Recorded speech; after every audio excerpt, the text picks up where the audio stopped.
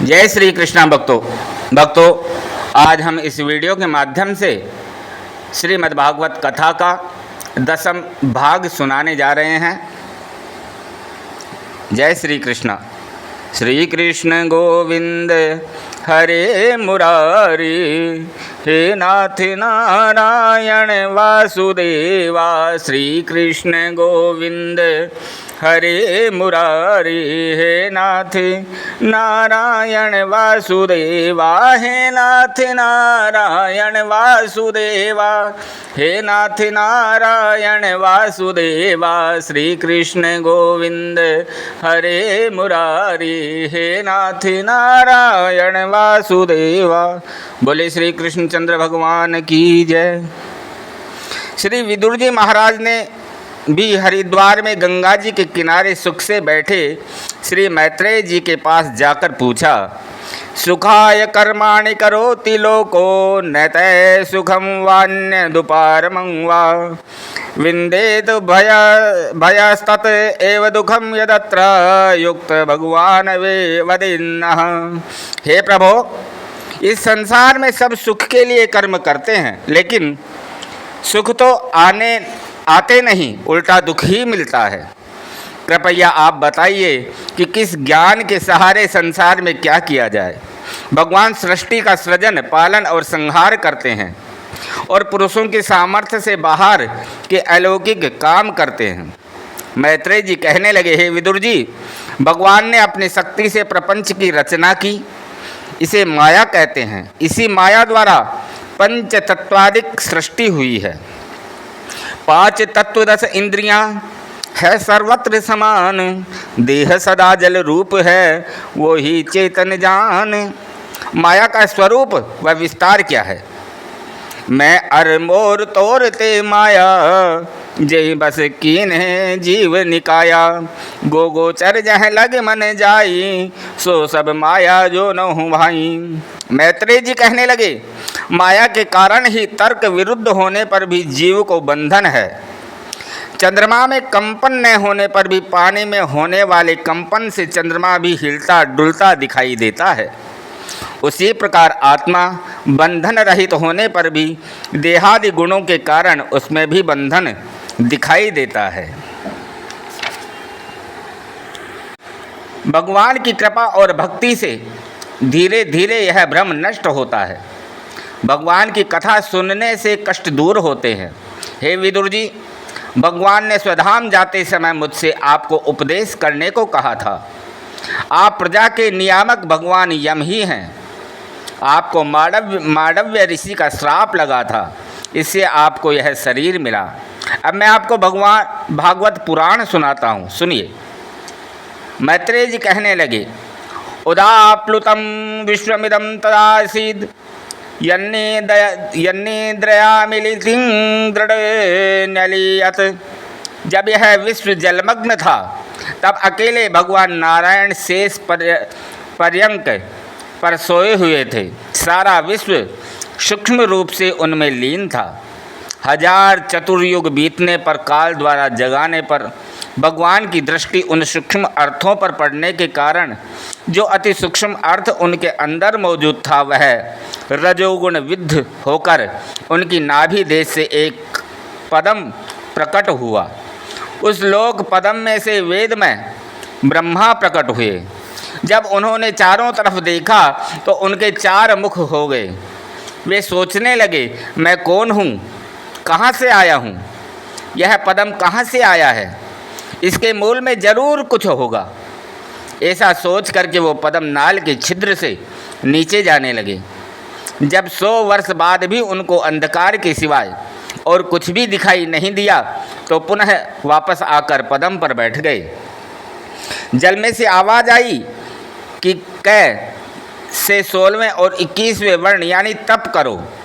1000 वर्ष तक समाधि लगाकर तप करते रहे। तब उनके अंदर ज्ञान का आविर्भाव हुआ।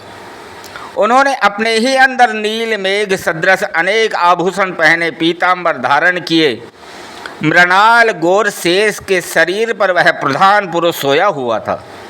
वह और कोई नहीं, स्वयं नारायण भगवान ही थे। तब ब्रह्मा जी ने उन भगवान की वंदना की। तद्वा इदं भुवन मंगल मंगलाय ध्याने स्मनो दर्शितं त उपासकानां। हे भुवन मंगल, जो तुमने हम उपासकों को रूप दिखाया है, धन्य है। आपके इस अनुपम स्वरूप का कोई वर्णन नहीं कर सकता। हे भगवान, आपको नमस्कार करते हैं। मानो नवीन धन मंडल सा संपूर्ण सृष्टि के ऊपर है, उसमें ज्योतिर्मय मूर्ति एक सोने के सिंहासन पर है चारों दिशा भुजा, चारों सब उदय अस्त चुटकी में है रोम रोम में तारागण, चंद्रमा सूर्य भ्रकुटी में है।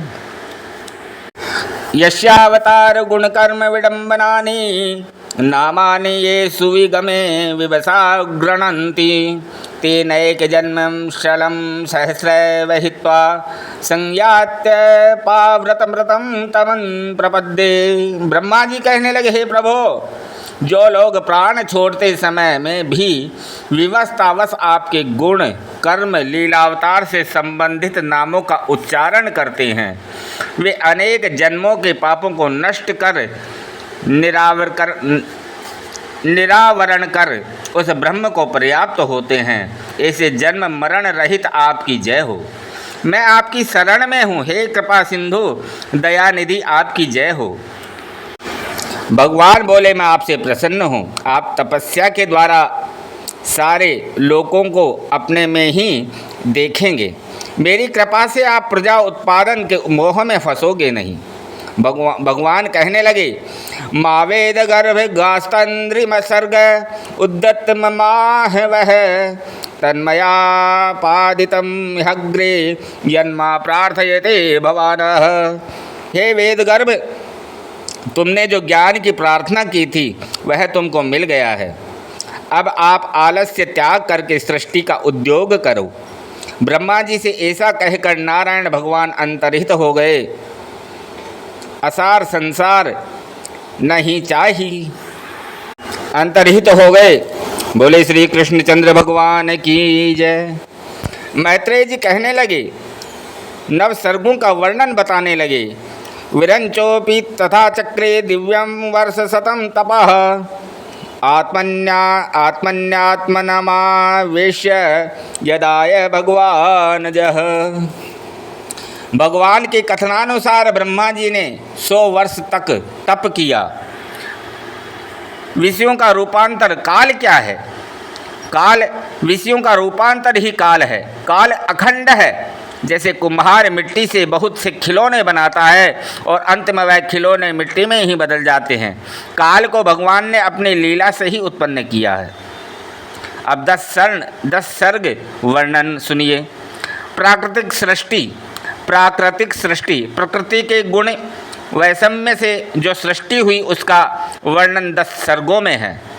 एक महत्व नाम का प्रथम सर्ग, यह सृष्टि महातत्व की है। गुणों का विषमता ही इसका रूप है। दूसरा अहंकार, इसमें पंचभूत ज्ञानेंद्र और कर्मेंद्रियों आते हैं। 3 तामसाहंकार, इसमें 5 भूतों को उत्पन्न करने वाला तन्मात्र वर्ग आता है। चौथा तेज साहंकार, 10 इंद्रियों का ज्ञान और क्रिया शक्ति संपन्न होती है इसमें। 5वां वैकारिक अहंकार, इस सर्ग से में इंद्रियों के अधिष्ठाता देवता तथा मन आते हैं। 6ठा अविद्या सर्ग, इसमें तामिश्र अंधतामिश्र महामोह आते हैं। इसमें जीवों की बुद्धि का विशेष विक्षेप होता है। 7वां वनस्पतिर्यादि सर्ग, इसमें 6 प्रकार के वृक्षों की उत्पत्ति होती है। वनस्पति विद्या, बिना बोए पैदा होने वाले पेड़ जैसे गूलर, बड़े पीपल और छोंकरा आदि। औषधि, पकने के बाद नष्ट होने वाले जैसे गेहूँ, जौ, चना आदि। लता, सहारा लेकर बढ़ने वाली बेल और सेम आदि। बक्सर, जिनकी छाल कठोर होती है जैसे बांस। विरुद्ध, पृथ्वी पर फैलने वाली बेलें, खरबूजा, तरबूज आदि। दुम, पहले फूल फिर फल लगने वाले जैसे आम, जामुन आदि। त्रियक सर्ग, इसमें सर्ग में पशु पक्षी आते हैं जो खाना पीना और मैथुन क्रिया तो जानते हैं परंतु अपना भोजन सूंघकर पहचानते हैं, जैसे गाय भैंस बकरी। 8वां मनुष्य का सर्ग, मनुष्य के अंदर रजोगुण की प्रधानता होने के कारण दुख को भी सुख मान लेते हैं। 9वां प्राकृत और वैकृत सर्ग, इनमें देवता पितर गंधर्व यक्ष अप्सरा सिद्ध विद्याधर भूत प्रेत पिशाच और किन्नर आते हैं। 10 सनकादि कुमारों का सर्ग मिश्र है, यहाँ 10वां सर्ग है।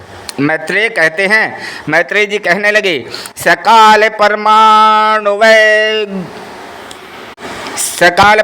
वे भुक्ते परमाणुताम सतो विशेष भुग्यस्तु सकाल परमो महान। हे विदुर जी, सूर्य जितने समय में एक परमाणु मात्र देश का अतिक्रमण करता है, वह परमाणु काल ही जितने समय में द्वादश राश्यात्मक चक्र अतिक्रमण करता है, वह संवत्सरात्मक काल है।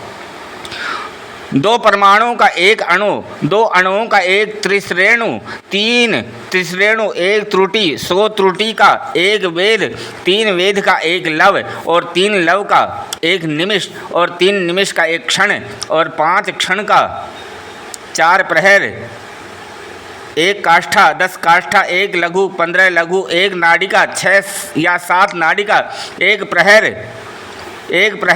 का 4 प्रहर का 1 दिन, 4 प्रहर 1 रात, 15 रात, 1 पक्ष, 2 पक्ष, 1 माह, 2 माह, 1 ऋतु यानी कि 6 माह, 3 ऋतुओं का 1 अयन, 1 उत्तरायण, 2 दक्षिणायन।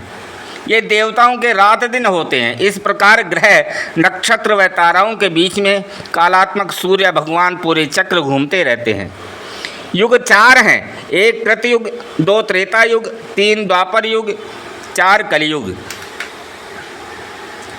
इनकी संधियां देवमान से मिलकर 12,000 वर्ष होते हैं। कलयुग 4,32,000 वर्ष, द्वापर 8,64,000 वर्ष, त्रेता युग 12,96,000 वर्ष का, सतयुग कृतयुग 17,28,000 वर्ष के होते हैं। ब्रह्मा का एक दिन 1,000 चतुर्युग, उतने ही समय की रात होती है। इसमें ब्रह्मा जी सोते हैं। रात के अंतिम प्रहर में त्रैलोक के निर्माण शुरू होता है। फिर दिन भर 14 मनु राज्य करते हैं। एक मनु 71 युग तक राज्य करते हैं। प्रत्येक मनवंतर में इंद्र, सप्तऋषि और लोकपाल अलग अलग होते हैं। ब्रह्मा जी आयु के आधे भाग को परार्ध कहते हैं।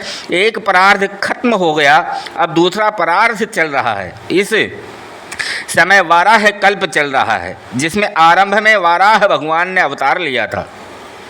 2 परार्ध काल उस उपरिच्छिन्न अनंत अनादि जनार्दन का निमिष मात्र है। ब्रह्मा के एक दिन 14 इंद्र राज्य करते हैं, 14 मनु होते हैं। इस प्रकार से ब्रह्मा की आयु 100 वर्ष की होती है। भगवान के लीलावतारों के काल का निरूपण करना योग्यता, ज्योतिष और गणित से संभव नहीं। उनकी लीलाओं को तो प्रेम से ही जाना जा सकता है। और भक्तों, मनमंत्रों में भगवान मनवादी रूप से पृथ्वी का पालन करते हैं। फिर तमोगुण से अपने पेट में संहार कर लेते हैं। जैसे सूर्य रात्रि में मलिन होकर दिन में दिखाई देते हैं, उसी तरह लोग पुनः व्यक्त होते हैं। जब शेष की मुखाग्नि से त्रैलोक्य जलने लगता है, तब भृगु आदि पीड़ित होकर महरलोक में, जनलोक में चले जाते हैं। उसी समय भीषण समुद्र सबको जलमग्न कर देता है। तब अनंतासन पर भगवान सोते हैं। मैत्रेय जी कहने लगे, ससर्जाग्रेन्धतामिश्रः मत्रतामित्रमाधिकृतः महामोहं च मोहं च तमस्याज्ञानवृत्त्रयः। हे विदुर जी, तम स्वरूप प्रकाश मोह अहं भाग महामोह भोगेच्छा तामिश्र, भोगेच्छा के प्रति घात से क्रोध अंधतामिश्र, उसके नाश से मैं ही मरा, यह ब्रह्म। ये अज्ञान की 5 वृत्तियां हैं। उनमें उनसे पहले इन वृत्तियों का निर्माण किया। फिर ब्रह्मा जी ने मन से सनक, सनंदन और सनातन सनत कुमार पैदा हुए। लेकिन सृष्टि के मामले में ये निवृत्ति मार्गी होने के कारण अस्वीकृत हुए। इससे ब्रह्मा जी को क्रोध आ गया। क्रोध आने से नील लोहित रुद्र पैदा हुए, जिनके नाम मनोर्महीन सोमनाः शिव ऋतध्वज। 11 रुद्र उग्ररेता भवकालो वामदेवो घृतव्रतः। स्त्रियां पैदा हुई, धीव्रती रूषिणो महा च नियुत्सर्पीरीलाम्बिका ईरावती सुधा दीक्षा रुद्राण्यो रुद्रते स्त्रियः। 11 रुद्रों की स्त्रियां मन्यो मनोमहेशान महान शिव कृतध्वज। जीव्रती उष्णा उमा नियतु सर्पिरीला उग्ररेता भवकाल वामदेव घृतव्रतः अंबिका ईरावती सुधा दीक्षा रुद्राणी। ये 11 रुद्र और उनके स्त्रियों के नाम हैं, इनके स्थान हैं। रिधीन्द्रियाण्य सूर्योम ववायुर निर्जलम मही सूर्यचंद्रस्तपश्चैव स्थानान्यग्रे कृतानि में। इनके 11 निवास स्थान हैं। हृदय, इंद्रिय, प्राण, आकाश, वायु, अग्नि, जल, पृथ्वी, सूर्य और चंद्रमा तप हैं। जब ब्रह्मा जी ने रुद्रों की सृष्टि करने को कहा तो उनकी भयंकर सृष्टि से सारा संसार जलने लगा। तब ब्रह्मा जी ने उनको तपस्या करने भेज दिया। मैत्रेय जी कहने लगे कि फिर ब्रह्मा जी ने मरीचिथंगिरसो पुलस्त पुलः क्रतु भर्गो वसिष्ठो दधश्च दशमस्तत्र नारदः। जो अपने विभिन्न अंगों से पैदा किए थे, उत्संगार नारदो यज्ञे दक्षोऽंगुष्ठा स्वयंभवः प्राणाद्वशिष्ठः संजातो भृगु स्वचीकरात् क्रतुः पुलोहो नाभीतो यज्ञे पुलस्तकर्णयोरिषि अंगिरा मुखतो क्षणो त्रिमूर्ति चिमनसो भवतः। मरीचि मन से, अत्रि आँखों से और अंगिरा मुख से, पुलस्त कानों से, पुलह नाभि से, क्रतु हाथ से, भृगु चमड़े से, वशिष्ठ प्राणों से, दक्ष अंगूठे से और नारद को अपनी जांघ से पैदा किया। इसके बाद में दाहिने स्तन से धर्म और पीठ से अधर्म, हृदय से काम, भौं से क्रोध, नीचे के होठ से लोभ, मुख से वाणी, गुह्य से समुद्र, गदाद्वार से यम, छाया से कर्दम पैदा हुए, जो देवहूति के पति थे। मैत्रेय जी बोले, हे विदुर जी, ब्रह्मा जी के पूर्व, दक्षिण, पश्चिम और उत्तर मुखों से ऋक्, यजु, साम तथा अथर्ववेद की उत्पत्ति हुई। उन्होंने शास्त्र, मंत्र, स्तोत्र, होता के मंत्र, इज्या, ऊर्ध्व, अधर्व, कर्म तथा प्रायश्चित उत्पन्न किए। 4 वेद और 4 आश्रम पैदा किए। फिर उसी काम में आयुर्वेद, धनुर्वेद, गंधर्व तथा शिल्प कर्म उत्पन्न किए। यज्ञ के 4 कर्म, 1 अघ्वर्य, 2 होता है, 3 उदगाता, 4 ब्रह्मा जी ने 4 आश्रम तथा उनके 4 भेद बनाए। 1 ब्रह्मचर्य, सावित्र, प्रजापत्य, ब्रह्मा, बृहत, दूसरा गृहस्थ, अनिखिद्य, कृशाद्य, कृषादि, याजनादि, अयाचित, शिलोच्छ, तीसरा वानप्रस्थ, बैखानस, बालखिल्य, औदुंबर, पेनप, चौथा संन्यास, कुटिचक्र, बहुदक, हंस, परमहंस। हे विदुर जी, ब्रह्मा के हृदयाकाश से व्याहृति और प्रणव निकले। लोमों से उष्णिक, चर्म से गायत्री, मांस से ऋषभ, स्नायु से अनुष्टुप, अस्थि से जगति इत्यादि निकले। मज्ज से पंक्ति और प्राण से बृहति छंद निकले। व्यक्त, बैखरी और अव्यक्त प्रणव जिसका स्वरूप है, ऐसे शब्दों से शरीरी ब्रह्मा को नाना शक्तियों से युक्त सर्वव्यापक पूर्ण ब्रह्म रूपी परमेश्वर का साक्षात्कार होता है। पिता के निंदित कर्म को देखकर मरीच्यादि पुत्रों ने पिता की निंदा की। तब ब्रह्मा जी ने लज्जित होकर उस शरीर का त्याग कर दिया। फिर 4 पुरुषार्थ, 1 अर्थ, 2 धर्म, 3 काम और 4 मोक्ष पैदा किए, परंतु सृष्टि क्रम आगे नहीं बढ़ा। तब उन्होंने अनिषिद्ध कामाशक्त शरीर धारण कर उसके 2 भाग, 1 स्वयंभू मनु, 2 शत्रुपा किए। इन्हीं से मैथुनी प्रजा की वृद्धि हुई। मनुसत रूपा के 2 पुत्र, एक प्रियव्रत, 2 उत्तानपाद और 3 कन्याएं, एक आकुति, 2 देवहूति और तीसरी प्रसूति पैदा हुई। प्रजापति ने एक आकुति को रुचि के लिए, 2 देवहूति को कर्दम ऋषि को और तीसरी प्रसूति को दक्ष के लिए दे दिया। इन्हीं की संतानों से सारा संसार भरा पड़ा है। मनुष्य शत्रुपा भगवान से यानी ब्रह्मा जी से वंदना करके बोले, हमको क्या आदेश है? ब्रह्मा जी बोले, तुम अपने समान गुण वाली संतान पैदा करके संसार में सृष्टि का विस्तार करो। मनु महाराज बोले, हे प्रभो, प्रजाओं के निवास का स्थान पृथ्वी तो पानी में डूबी हुई है, उसे बाहर निकालने का कोई उपाय करिए। पृथ्वी को जल से बाहर निकालने का विचार करते ही उनके नासारंध्र से वाराहत को निरंगारंगुष्ट परिमाण का एक छोटा सा अंगुष्ठ मात्र वाराह निकला, जो क्षण मात्र में ही पर्वताकार होकर गर्जना करके त्रिलोकी को कंपायमान करने लगा। ऋषि मुनियों ने उनकी विनती की। तदंतर वेद स्तुति सुन करके भगवान अगाध जमा जल राशि को चीरते हुए गर्जना करते हुए भीतर घुस गए। वहाँ पर दैत्य हिरण्याक्ष ने जब भगवान को पृथ्वी ले जाते देखा तो उनका अवरोध किया। घमासान युद्ध के पश्चात भगवान वाराह ने उसका प्राणांत कर दिया और पृथ्वी को ला करके जल के ऊपर स्थापित कर दिया। सभी देवता ऋषि मुनि भगवान को स्तुति करने लगे।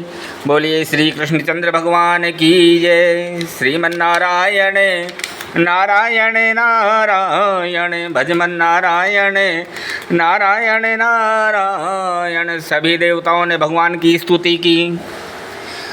ऋषि कहने लगे, जितम जितम ते जितः यज्ञ भावना त्रयी तनु स्वाम परिधुन्वते नमः यद्रो मगर्तेषु नीलिल्युर्धारस्तास्मने नमः कारण सुख रायते। हे अजय, तुम जीत लिया है। हे अजय, तुमने जीत लिया है, जीत लिया है। हे यज्ञपते, पृथ्वी का उद्धार करने का वाराह रूप धारण करने वाले भगवान, आपको नमस्कार है, नमस्कार है। विदुर जी कहने लगे, तेनैव तु मुनिश्रेष्ठ हरिणा यज्ञमूर्तिना आदि दैत्यो हिरण्याक्षो हत इतनो शुश्रमः। हे मुनि श्रेष्ठ, मैंने आपके मुख से सुना है कि यज्ञ मूर्तिधारी भगवान ने हिरण्याक्ष को मार दिया था। हे प्रभो, वह हिरण्याक्ष इतना बलवान कैसे हुआ कि पृथ्वी को रसातल में ले गया और भगवान से युद्ध करने में भी सक्षम रहा। जय श्री कृष्ण। श्री कृष्ण गोविंद हरे मुरारी, हे नाथ नारायण वासुदेवा। श्री कृष्ण गोविंद हरे मुरारी, हे नाथ नारायण वासुदेवा। हे नाथ नारायण वासुदेवा, हे नाथ नारायण वासुदेवा। श्री कृष्ण गोविंद हरे मुरारी, हे नाथ नारायण वासुदेवा। जय श्री कृष्णा। भक्तों लाइक, शेयर और सब्सक्राइब जरूर करें। कमेंट बॉक्स में जय श्री कृष्णा जरूर लिखें। जय श्री कृष्णा।